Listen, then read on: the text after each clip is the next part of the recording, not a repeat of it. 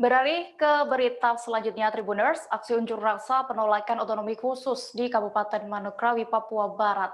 Aksi tersebut dimulai sejak pukul 9 waktu Indonesia Timur hingga pukul 12:30 waktu Indonesia Barat pada hari ini Rabu 7 Juli 2021.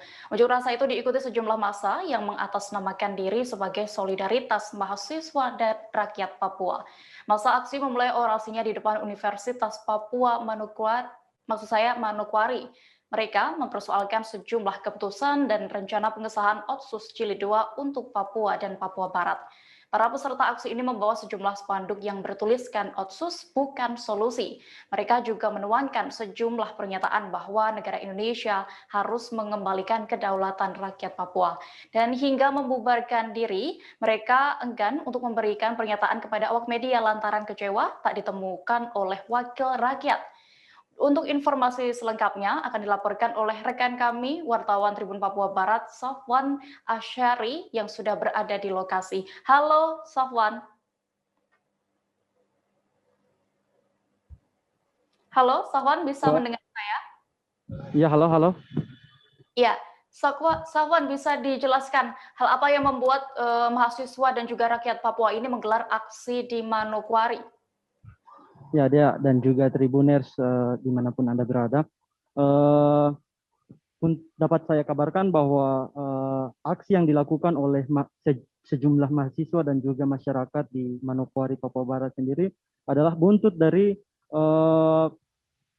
rancangan undang-undang otonomi khusus yang hendak disahkan oleh pemerintah, baik pemerintah daerah dan juga pemerintah pusat beberapa waktu mendatang.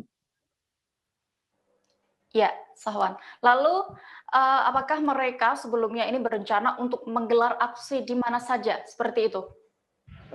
Awalnya menurut informasi yang kami dapat dari pihak kepolisian, mereka sebelumnya berencana untuk melakukan long march dari Universitas Papua menuju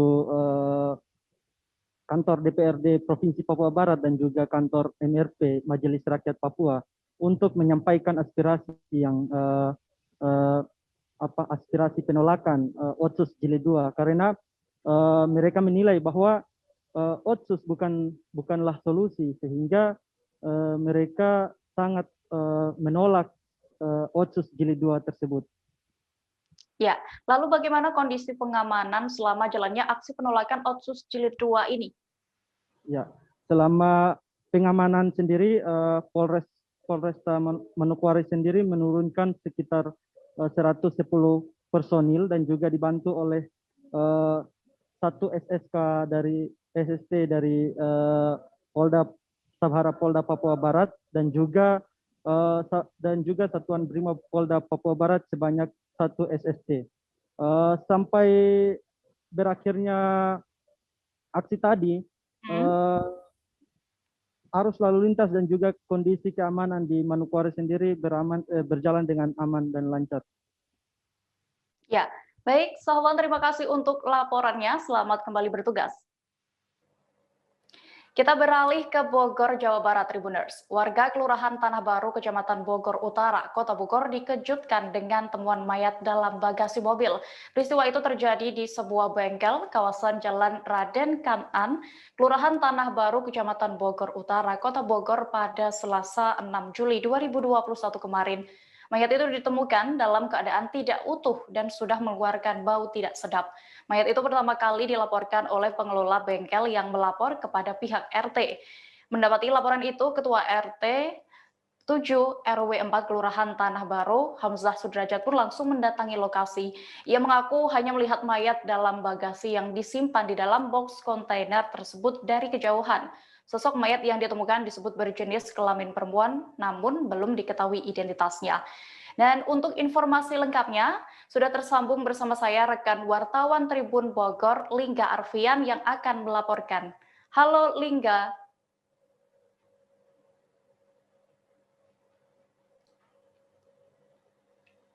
Baik, halo Lingga.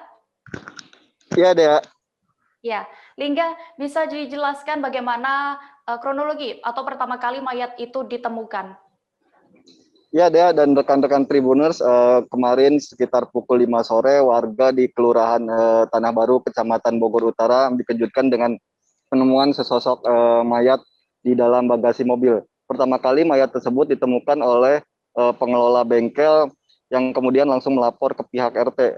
Awalnya pertama tidak diketahui siapa yang memarkirkan kendaraan tersebut, namun ketika pengelola bengkel membuka gerbang bengkel tersebut tercium bau yang tidak sedap. Ketika diperiksa rupanya berasal dari sebuah minibus berwarna hitam yang diparkir di area bengkel seperti itu. Saat dicek kemudian dilihat ada sebuah box kontainer dalam bagasi mobil yang di dalamnya terdapat sosok mayat. Ketika itu pengelola pun langsung melaporkan kondisi tersebut kepada pihak RT seperti itu. Dea. Ya, lalu seperti apa informasi terkait kondisi mayat saat ditemukan pertama kali? Ya, Dea, dari informasi yang kami dapatkan di lapangan bahwa kondisi mayat saat ditemukan sudah tidak bisa diidentifikasi. Artinya kondisi mayat bisa disebutkan antara sekitar ada hanya tulang dan kulit saja seperti itu, karena diperkirakan kondisi mayat berada di dalam box kontainer tersebut sudah sekitar 3 atau 4 hari yang lalu seperti itu. Ya, baik. Lalu apakah ada kecurigaan sebelumnya dari masyarakat sebelum ditemukannya mayat ini? Ya, Dea, kami juga sempat melakukan pengumpulan informasi data di lapangan. Warga sekitar awalnya tidak merasa curiga ataupun merasa ada yang aneh gitu di lokasi, karena beberapa hari sebelum ditemukan mayat, pihak warga pun melakukan kerja bakti gitu di sekitar area bengkel dan pemakaman yang berada di dekat bengkel. Dari sana warga pun tidak curiga, tidak mencium adanya bau apapun ataupun orang-orang yang dicurigai seperti itu. Namun sekitar 3 hari kemudian baru terjadi adanya laporan penemuan mayat tersebut. Iya, lalu apakah ada laporan terkini terkait identitas mayat yang ditemukan itu? Iya, Dea, tadi kami pagi tadi rekan-rekan media sudah melakukan konfirmasi kepada Kapolresta Bogor Kota, Kombes Pol Susatyo Purnomo Condro. Namun sampai saat ini pihak kepolisian masih melakukan identifikasi dan pemeriksaan lebih lanjut pada mayat yang ditemukan tersebut. Saat ini mayat sudah berada di Rumah Sakit Keramat Jati untuk dilakukan otopsi dan untuk melakukan identifikasi identitas ataupun luka-luka lainnya, seperti kemarin sempat ada kecurigaan masyarakat bahwa itu merupakan korban mutilasi, namun sampai saat ini belum ada kepastian yang jelas terkait hasil otopsi dari pihak kepolisian seperti itu. Ya, baik. Lalu apa langkah kepolisian saat ini dan apakah sudah ada barang bukti yang diamankan oleh pihak kepolisian, Lingga? Ya, Dea, sejak kemarin ketika melakukan pemeriksaan dan identifikasi di lokasi, petugas langsung membawa 1 unit mobil berjenis minibus yang berwarna hitam, yang di dalam minibus tersebut terdapat box kontainer. Setelah dilakukan identifikasi, mobil tersebut dibawa sebagai barang bukti untuk melakukan penyelidikan lebih lanjut siapa korban dan apakah ini merupakan korban pembunuhan dan siapa pelaku pembunuhan tersebut. Namun dari keterangan tadi pagi yang kami dapatkan belum ada barang bukti lainnya yang bisa diinformasikan oleh pihak kepolisian. Gitu. Ya, baik. Mungkin Liga memiliki informasi perkembangan kasus sejak ditemukan kemarin hingga hari ini. Ya, Dea, tadi kami juga sempat melakukan sesi wawancara dengan beberapa pihak terkait. Berikut laporannya. Bahwa tadi sore kami mendapatkan laporan penemuan mayat dalam sebuah mobil minibus ya warna hitam yang kondisinya sudah tidak bisa diidentifikasi secara kasat mata, ya perlu pemeriksaan secara otopsi. Dan saat ini kami masih melakukan penyelidikan terkait identitas atau pengumpulan barang bukti, baik itu kendaraan maupun korban tersebut. Intinya itu. Posisi korban ada di mana, dah? Kenapa? Posisi korban ada di dalam sebuah kotak di bagian belakang. Ya. Jadi sampai di bengkel ini udah sekitar 5 hari. 5 hari. Nah, tapi nanti selebihnya nanti akan kami sampaikan kalau sudah ada perkembangan. Laki-laki perempuan kan? Kenapa? Identitas laki-laki perempuan. Diperkirakan perempuan. Ya. Nah, nanti karena tidak bisa dilihat secara kasat mata ya, nanti kami perkembangan kami sampaikan lagi. Posisi tubuh yang ditemukan apa Dan? Kenapa? Posisi masih sejauh ini kami melihat masih lengkap ya, masih lengkap. Nah, tapi nanti kita lihat hasil otopsinya. Ada luka yang terlihat di bagian Belum, nanti hasil otopsi akan menentukan. Indikasi mutilasi ada Dan? Kenapa? Indikasi mutilasi ada? Kalau mati tidak wajar ya, tapi kalau mutilasi nanti kita lihat hasil otopsinya apa. Ya, oke, masih. Masuk ya? Iya dong, pakai masker dong, prokes tetap. Pak, ini teh sebenarnya apa sih Pak? Ini bengkel mobil Pak. Bengkel mobil ya. Bengkel. Terus? Ya udah, pengetahuan saya emang ini bengkel mobil, otosilin.